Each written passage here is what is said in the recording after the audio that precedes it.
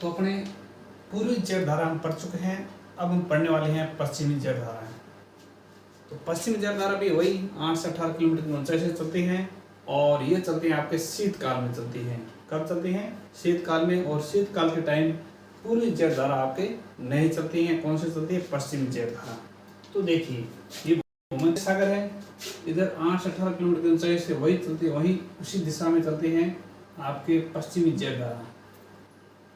पश्चिमी जेट धारा यहाँ से चलती है, लेकिन आगे आता है तिब्बत का पठार।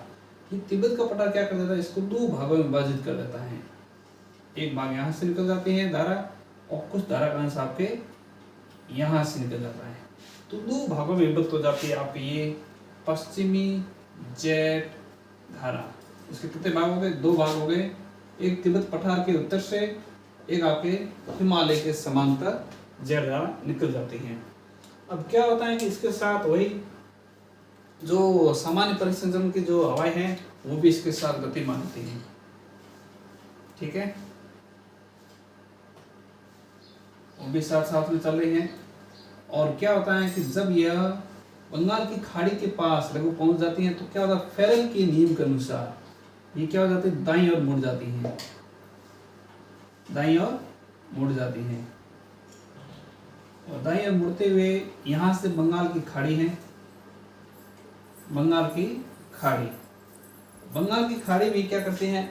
वापस आर्द्रता ग्रहण कर लेते हैं। और आर्द्रता ग्रहण करने के बाद यहाँ पर तमिलनाडु में वर्षा कर देती है। यहाँ पर है तमिलनाडु, और तमिलनाडु में क्या कर देती हैं?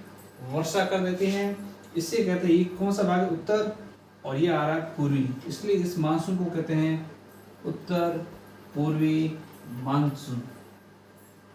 क्या कहते हैं? उत्तर पूर्वी मानसून। और कहाँ पे वर्षा होती है? तमिलनाडु में होती है। सवाल पूछा जाएगा कि उत्तर पूर्वी मानसून की एंट्री किस जेट धारा के कारण होता है?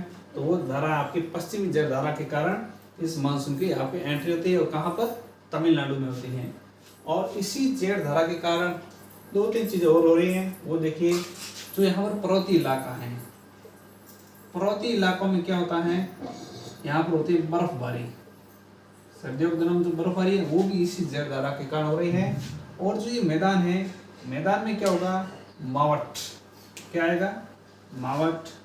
और साथ में ये जो हवा है, ये हवाएं भी जेट धारा के साथ तीव्र गति से चलती हैं।